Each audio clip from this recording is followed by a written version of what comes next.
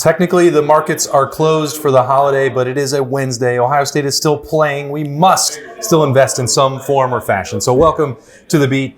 It is presented by Waterworks. He's Jeremy Birmingham. I am Austin Ward, and it's a holiday version of buy or sell. Okay. And it's going to be specific to the offense, Birm. And interestingly enough, I have three things that we're going to be investing in. Holy moly. Yeah. You're taking one idea and another idea and making it into a bigger idea? Yeah. Okay. Do you think that you can handle that? I think I can. And I think, if anyone watched or listened to the live show at Roosters on Monday, you know how I kind of feel about where the offense is right now. So I'm excited for the opportunity to buy or sell these concepts, these notions, these ideas you have, because I am admittedly feeling a touch, just a little bit like skeptical about the Ohio State offense, which as I said the other day, like it's crazy to me that that's the case. We're 8 years into the Ryan Day era, and for the first time, I'm skeptical of the offense. All right, so let's start at the very top.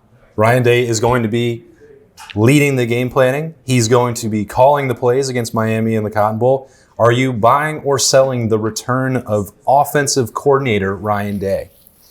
I'm so conflicted because we have routinely brought back the notion of Georgia Ryan Day. And if that guy shows up, if that attitude shows up next Wednesday in Dallas, I buy it 100%. Well, you could pair Georgia Ryan Day with current Matt Patricia. That seems pretty good. I know that's the thing. And I'll tell you what, and I know that in the last couple of months I've gotten to the point where I'm getting too wrapped up in game day vibe, but Ryan Day, it's a pretty good pulse, though. It's a pretty good pulse, but the feel we had, the opportunity on Monday this week to see Ryan Day around the Woody Hayes Athletic Center, because we were there for multiple hours over two different parts of the day. The version of Ryan Day that we had on Monday, to me, felt a lot more like the version of Ryan Day the week of the Michigan game than it did the version of the Indiana game, right? So that's where I'm trying to kind of read the room. And the barometer for me right now is going up, because I think Ryan Day probably is super excited to just get back to his roots. And, you've heard other coaches, or I've read or seen other coaches talk about how sometimes being able to go back and just be the ball coach, be the guy who calls, it's invigorating, it's cathartic for them. And I think at times, with everything else that Ryan Day is tasked with doing as the head coach of the Ohio State Buckeyes, I think sometimes being able to put all that away and just be let's run this play, that's got to be fun for him. So I think he's actually probably looking forward to it. And so for that reason, I'm buying it. I don't want to just blow in the wind. This is what Ohio State is doing. It must be the very best thing for them, because and we said this before Ryan Day gave up play calling, when the first time he intended to do so with Brian Hartline on the staff 2 years ago. Ryan Day knows that he needs to give up play calling. Ryan Day knows that he needs to be the CEO. It was 2 years ago at AT&T Stadium. He's sitting next to Eli Drinkowitz, and Eli Drinkowitz of Missouri is talking about how important it was for him to find someone to trust, to pull back, to be able to manage the game from the sideline, the entire strategy for his program, and then the day-to-day throughout the course of the year. Ryan Day giving up play calling was the best thing for the future of Ohio State. But present-day Ohio State got thrown an unexpected curveball that it has to tackle. And if it needs to break the glass in case of emergency, it has one of the most respected offensive minds in college football on hand to do that.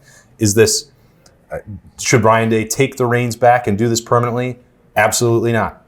Is this the best of a bad situation? I think I'm buying that. We already saw what this coaching staff did in the week after the game and how they lost to Indiana in the immediate aftermath. And maybe that would be a one-off. Maybe Brian Hartline with 2-3 weeks to settle in, to handle stuff at South Florida, and then transition back into Miami preparation for Cotton Bowl. Maybe none of this stuff would have occurred again. Maybe they would all put their best foot forward, beat Miami, and any setup would have made for efficient play calling and the best version of the Buckeyes offense. But clearly that's not what Ryan Day believes. And I think if you're looking for, again, a short-term, part-time solution, Ryan Day, how could you do any better than that? I'm buying that notion, provided that he doesn't feel tempted in any way to keep it permanently. Yeah, and I think that there's one little caveat here that maybe like should make it easier for people to accept this or be excited for it, is that this wasn't like a middle of the night decision for Ryan Day, like on Monday night, like this is something that they've obviously been considering since the Brian Hartline announcement was made on December 3rd. It was... Well, the first time that it was suggested to me that Brian Hartline would just coach wide receivers, and I know people say, well, why didn't you bring this up more? It had not been decided, but the first time it was mentioned was 13 hours after they lost to Indiana. I think this was already in the selection set. And again, it goes back to what I said on the live show at Roosters on Monday, which I can't believe as we record this, that was just yesterday, because it feels like it was 3 days ago. And I'm having a little bit of a problem with time and space right now. Regardless, this is something that like 10 years ago would have been totally different for Brian Hartline. But like now, the way your phone as the head coach to be blows up, the things you have to deal with, the NIL, the transfer portal, they're building a new stadium outside of his office in South Florida. Like they're doing all of this stuff that he has to be accountable for and responsible for. And right now, even though he's not the full-time head coach there, like he has to build his program. So it's not the same as it was for Tom Herman. It is not going to be the same world of college football. So you fully expected or should have that there was a real chance this was going to happen for Ryan Day halfway through. Yeah. The college football playoff and the calendar is broken and it doesn't wait for anybody. And winter doesn't wait either. So neither should you. The Waterworks and Hetter Heating, Cooling, and Plumbing is there to make sure your home is ready for cold mornings, icy nights, and everything in between. Stay cozy all season long and call the Waterworks and Hetter Heating, Cooling, and Plumbing at 614-232-2222. All right, so I think we're both buying that. I have a feeling that we're going to buy all three of these things, but I just wanted to dive into them a little bit more. You just want to pat yourself on the back? No. I mean, I'll pat you on the back if we're both agreeing. Thanks. I just don't think that there's a lot that we're going to disagree with about them. But we had snap judgments on Monday night on the defense, and we didn't have one on Monday for the offense. So I feel like we should go back to that because it was pretty informative. Did you leave on Monday buying the notion that 14 personnel in the red zone is no longer going to be the most prominent package used by the Buckeyes? 100%. And again, Spencer Holbert from Letterman Row asked Ryan Day, like, what did you learn by stepping back and watching the offense? And Ryan's response, not necessarily about play calling, not necessarily about execution, but mentioning specifically that he's wondering if they have the right packages out there, the right personnel packages out there. That is a guy who I think has realized that, hey, this offense maybe not at its peak when that's the play. Now, that doesn't mean it won't be used. It doesn't mean it's not going to be put out there as a way for eye candy, because that's what defenses are going to expect since the Buckeyes have done it all year long. But there is an opportunity to do more out of it. And you can mix things up in a way that, you can start in 14. And here's the deal. You can actually spread out 4 tight ends. Let's not. I'm saying you can do a lot of things. But should you? I would much rather have a one-on-one matchup with Max Clare and a linebacker outside of the hash mark than inside of a phone booth. So I think that there's a lot of things you can do. Regardless of whether or not we see that personnel grouping put out there as much, I think it will be utilized decidedly different. I don't think we're going to see a lot of run right up Nate Roberts' butt and try to force C.J. Donaldson into the end zone, who doesn't have the vision or the pad level to become that efficient of a runner inside of the 5-yard line where Bo Jackson does. I think whether it's subtle changes like putting Bo in there, whether it's changing out one of the tight ends and going to the more Bison package, I think that Ohio State is 100% adapting that jumbo personnel to find a way to be more useful. Now, Miami is interesting because they're a much bigger front 7 than Ohio State has played. And so it's going to be a different attack, but I think Ryan Day, I don't want to say that he didn't know it was ineffective.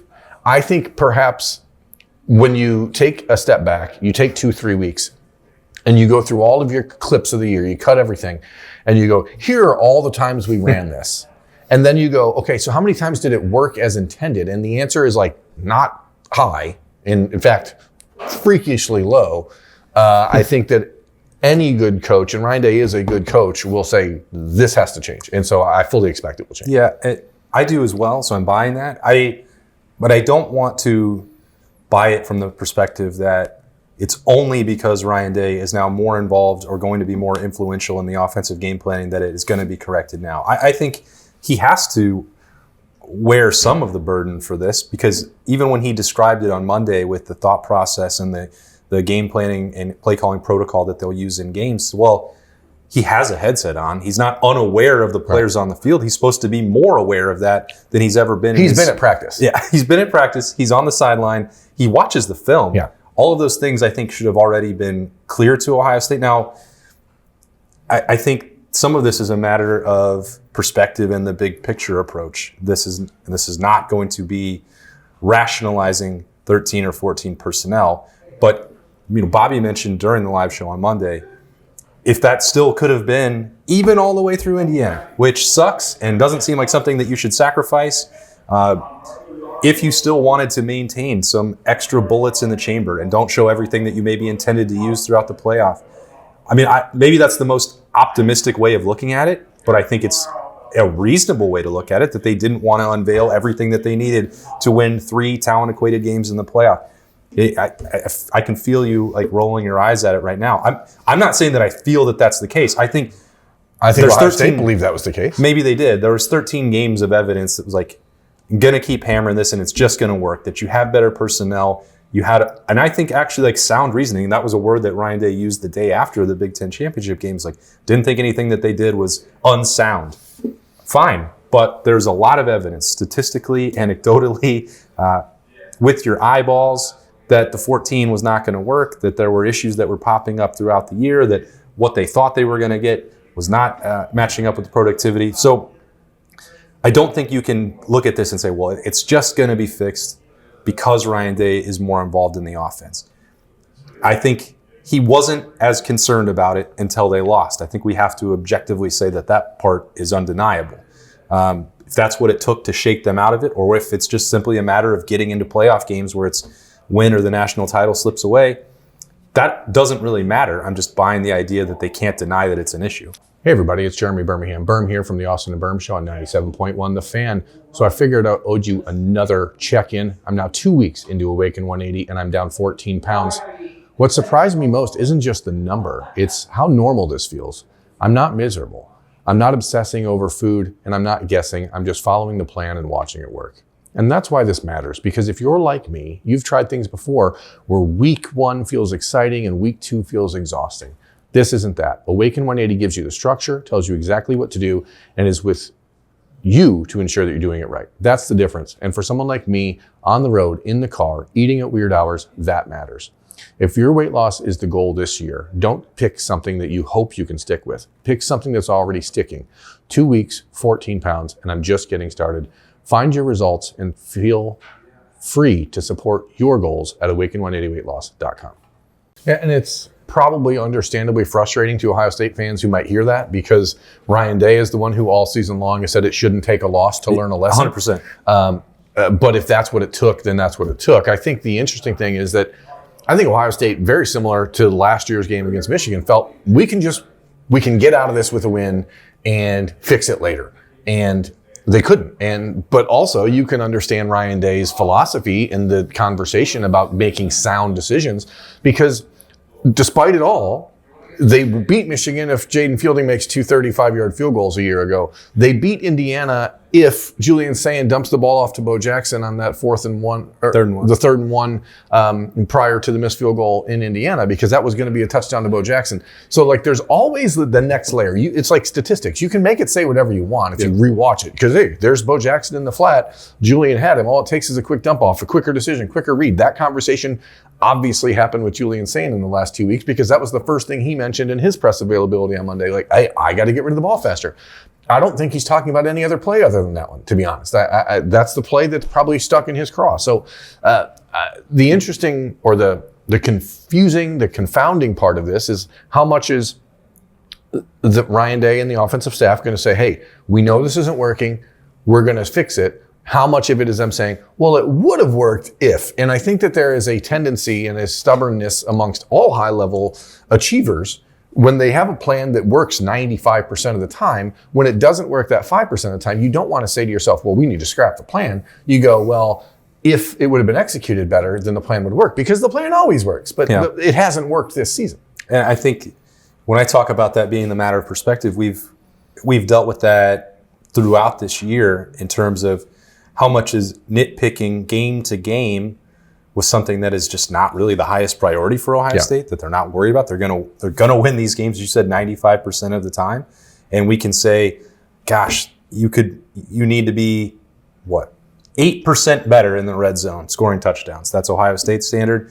And we can nitpick that. We can nitpick right guard. We can nitpick decision making, one ball getting out of Julian Sayin's hand faster, or whatever else. But like hyper focusing on that against Illinois or Purdue or UCLA, like that's Ohio State simply doesn't care about that because they're not chasing style points. Now that conversation is out the window in an actual playoff game.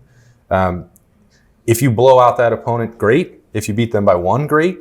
But you have to actually empty everything that is in your arsenal to do that. The margin of victory won't matter.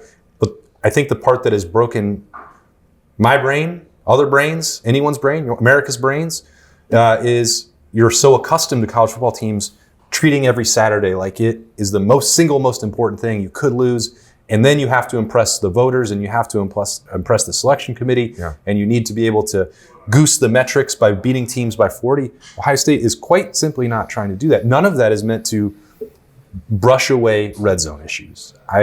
We all see them. And if Ryan Day is going to say during the year, I see what you see, it shouldn't have taken the loss, but if it did, fine. That's the same scenario they ran a year ago. And if you're making an argument, and if you want to make an argument for why style points are still they're not necessary, but they're effective, they're useful, is because you get more opportunities to see how things actually work in a game if you're picking up the tempo and trying to score more points, as opposed to saying, well, we're going to have this 8-minute drive and then it's fine. Like if you just do that more often against Purdue, against UCLA, against Illinois, you probably have a better sense of if it's going to actually work against a team that is better, like Indiana. So like for all the people who are like, stop running the offense so slow, like that's one of the reasons why you shouldn't have that be your philosophy all year long. I'm not saying you have to win every game by 50, but if you do on accident, or if you do just by nature taking its course, then you don't have to stop it either. You don't have to intentionally say, you know what, we're not going to do that today. Like it's okay if that's just what happens. Yeah, life finds a way. Life finds a way. Yeah. So, the possible options at right guard, Tiger Shabola not playing in the Cotton Bowl, probably will not be available beyond that if Ohio State wins. It sounded to me when Carson Hensman, one of your favorite things, America, reading tea leaves, making too much out of press conferences, when he starts by saying, Gabe has stepped up here, and then circles back around to Josh Padilla coming back around, I just go, well, there it is. Gabe Van Sickle will start. Ryan Day made it sound like potential rotation exists. So are you buying that Gabe Van Sickle is going to start? And are you buying that they both will play against Miami? I'm certainly buying that Gabe Van Sickle will start. I've said for a couple of weeks, I think that's the natural order of things. I don't think he's the guy that was in for every snap other than Tiger Shabola in the Indiana game, unless he's the guy that's next in line, especially considering how bad the offensive line was prior to that point in the game and how much it solidified after. That said, Gabe is going to make his start, and he's going to have an opportunity to lock down that job, not just for the foreseeable run in these playoffs, but for next year. I don't think that there will be a rotation unless he can't do it. Okay. Because why would you? And I know that the argument is, well, last year we rotated, and Josh deserves the reps. But no, I don't care. Play the best 5. You have to win 3 games. So if that means one guy plays right guard for the next 180 minutes, so be it. I don't see any reason to rotate or to experiment on the offensive line in game 14 unless you are incapable of blocking Miami. That's the only spot in which Gabe Van Sickle should come off the field. Yeah, I tend to agree with you on that front. I just this year and going back to last year's postseason run has sort of like shifted the tenor with Ryan Day and the way he manages that offensive line, where he's not married to this idea that an offensive lineman needs the chemistry, cohesion, every single snap, communication from the same 5 guys. Even 2 months ago, you were having conversations with people in the Woody about, well, even with Tegra, Ohio State thinks it's better for him to maybe have 2 or 3 drives off to regroup, to refresh, to to refocus, all those things. And I just get this sense that maybe with Gabe Van Sickle and Josh Padilla, given how small the body of work is for both of them, that they might benefit from that as well. Now, maybe they don't need it. Maybe Ohio State doesn't want it.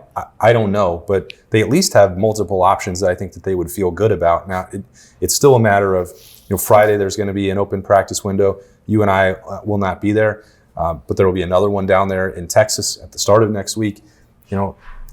I don't know how far away from 100% he was once he even got back to being cleared on the availability report. So I would assume that that's different now as we head into late December than it was in late November. But, if he could give you 15 snaps and then Gabe Van Sickle doesn't have to play 70 against Miami's really talented defensive front, seems like that wouldn't be a bad thing. Yeah. But that also hinges on the fact that Ohio State and Tyler Bowen and Ryan Day believe that they are on equal footing. And I don't know if that's the case. It also hinges on the fact that Ohio State would need to get 70 plays. Offensively, they've been in the 45 to 50 range. So if they get to that point, then the conversation changes, because if Ohio State's running 70 offensive plays, they're going to win this game by 4 touchdowns.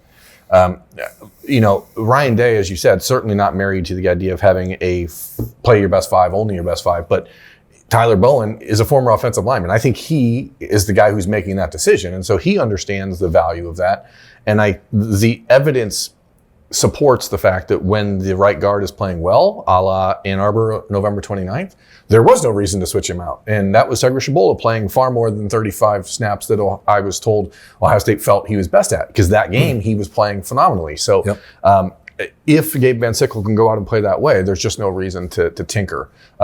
Unless the game is decided, and then you can get Josh some reps that he had earned earlier in the season and needs as he heads into the offseason. But the fact is, whoever wins that job will have done so by proving that he is one of the best 5 ready to play for Miami. So, to me, I think you eliminate some of the conversation by just saying, this is our guy, until he can't be. Yeah.